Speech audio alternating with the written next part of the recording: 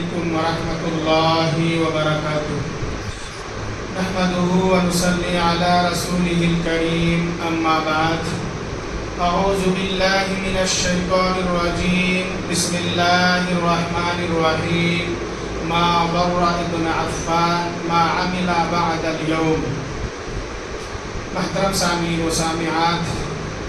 اس سے پہلے کی درس میں ذکر کیا گیا تھا کہ خود رسول اللہ صلی اللہ علیہ وسلم نہایت ہی کریم تھے، بہت ہی زیادہ سخی تھے۔ آپ صلی اللہ علیہ وسلم زیادہ سے زیادہ اللہ کے راہ میں مال خرچ کرتے تھے، صدقہ و خیرات کیا کرتے تھے، خیر و بھلائی کے کام بہت ہی جلدی کیا کرتے تھے۔ محترم سامعین و سامعات، اسی طرح سے صحابہ کرام رضوان اللہ اجمعین نے بھی آپ صلی اللہ علیہ وسلم کی اتباع کرتے ہوئے زیادہ سے زیادہ صدقہ و خیرات کیا کرتے تھے، خیر و بھلائی کے کام زیادہ سے زیادہ کیا کرتے تھے،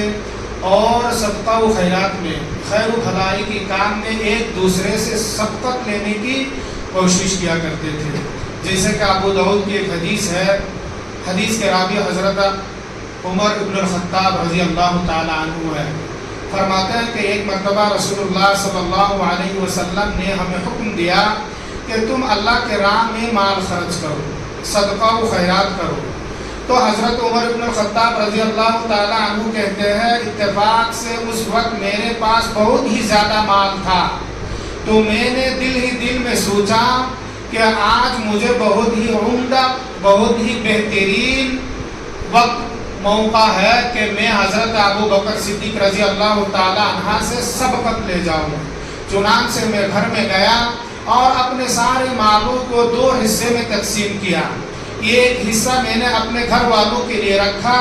اور ایک حصہ میں نے رسول اللہ صلی اللہ علیہ وسلم کی خدمت میں پیش کی۔ جب میں نے اپنا مال آپ صلی اللہ علیہ وسلم کی خدمت میں پیش کی تو آپ صلی اللہ علیہ وسلم نے مجھ سے پوچھا کہ آپ نے اپنے گھر والوں کے لیے کیا رکھ کر کے آئے ہیں؟ تو میں نے جواب میں کہا، اے اللہ کے نبی صلی اللہ علیہ وسلم، جتنا مال میں نے آپ کے خدمت میں حاضر کی اتنا ہی مال میں اپنا گھر میں رکھ آیا ہوں۔ یعنی میں اپنے سارے مال کو دو حصے میں تقسیم کر کے آدھا مال میں نے اللہ کے راہ میں خرچ کر دیا اور آدھا مال میں نے اپنے گھر والوں کے لیے رکھ کر کے آیا۔ حضرت عمر ابن الخطاب رضی اللہ تعالی عنہ کہتے ہیں کہ اس کے بعد حضرت ابو بکر صدیق رضی اللہ تعالی عنہ اپنا مال لا کر کے آپ صلی اللہ علیہ وسلم کی خدمت میں حاضر کرتے ہیں۔ تو آپ صلی اللہ علیہ وسلم پوچھتے ہیں کہ اے ابو بکر، آپ نے اپنے گھر والوں کے لیے کیا رکھ کر کے آئے ہیں؟ ابو بکر صدیق رضی اللہ تعالی عنہ جواب دیتے ہوئے کہتے ہیں کہ میں نے اپنے گھر والوں کے لیے اللہ اور اس کے رسول صلی اللہ علیہ وسلم کو چھوڑ کر آیا ہوں۔ تب حضرت عمر ابن الخطاب رضی اللہ تعالی عنہ کہتے ہیں کہ تب میں نے سوچ لیا اور میں نے کہا کہ آج کے بعد میں اور کبھی حضرت ابو بکر صدیق رضی اللہ تعالی عنہ سے سبقت نہیں لے جا سکتے۔ محترم سامعین و سامعات، معلوم کیا ہوا؟ صحابہ کرام خیر و بھلائی کے کام میں، صدقہ و خیرات میں ایک دوسرے سے سبقت لینے کی کوشش کیا کرتے تھے۔ جب اللہ کے نبی صلی اللہ علیہ وسلم نے صدقہ کرنے کا حکم دیا تو عمر فاروق رضی اللہ تعالیٰ عنہ کیا کہتے ہیں کہ میرے پاس اس دن بہت زیادہ مال تھا اور میں نے دل میں سوچا تھا کہ آج مجھے بہترین موقع ہے کہ میں ابو بکر صدیق رضی اللہ تعالیٰ عنہ سے سبقت لے جاؤں۔ اس کا مطلب یہ ہے کہ عمر فاروق رضی اللہ تعالیٰ عنہ اس سے پہلے بھی ابو بکر سے سبقت لے جانے کی کوشش کی لیکن نہیں ہو پائے۔ تو اس دن بھی حضرت ابو بکر سے عمر فاروق رضی اللہ تعالیٰ عنہ سبقت نہیں لے جا پائے۔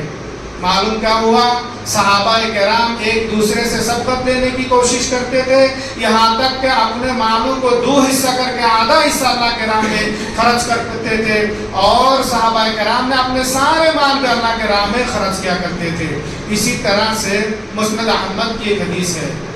حضرت عبد الرحمن بن سمرہ رضی اللہ تعالی عنہ فرماتے ہیں کہ ایک مرتبہ بہت تنگی کے عالم میں، بہت ہی تنگی کی حالت میں جنگ تبوک کے لیے فوج کو تیاری کرنے کے لیے اللہ کے رسول صلی اللہ علیہ وسلم نے حکم دیتے ہیں۔ تو حضرت عثمان غنی رضی اللہ تعالی عنہ رسول اللہ صلی اللہ علیہ وسلم کے پاس ایک کپڑے میں 1000 دینار لے کر کے آپ صلی اللہ علیہ وسلم کے جولی میں ڈال دیتے ہیں. آپ صلی اللہ علیہ وسلم نے اسے اپنے ہاتھ سے اوپر نیچے کرتے ہیں اور کہتے ہیں آج کے بعد حضرت عثمان بن عفان جو کچھ بھی کرے گا انہیں کوئی نقصان نہیں پہنچا پائے گا. یعنی اس حدیث مبارکہ سے معلوم ہوتا ہے کہ صحابہ کرام تنگی کی حالت میں بھی، جب وہ لوگ پریشانی کی حالت میں تھے، مال و دولت میں نہیں تھے، کم تھے، اس وقت بھی اللہ کے رسول صلی اللہ علیہ وسلم کے حکم کے مطابق اللہ کے راہ میں مال خرچ کرتے تھے، صدقہ و خیرات کیا کرتے تھے.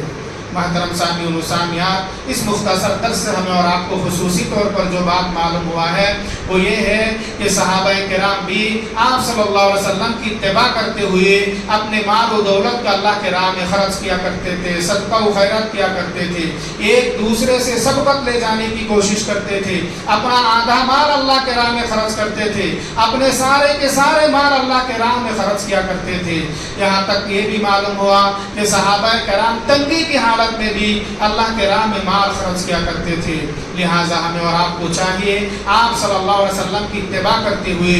صحابہ کرام کی اتباع کرتے ہوئے اپنے مال میں سے اللہ کے راہ میں خرچ کریں، خوشحالی میں بھی تنہائی میں بھی. اللہ تبارک و تعالیٰ سے دعا ہے کہ اللہ تبارک و تعالیٰ ہمیں اور آپ کو ہر حال میں اللہ کی راہ میں اپنے مال میں سے خرچ کرنے کی توفیق عطا فرمائے. اللہم آمین یا رب العالمین.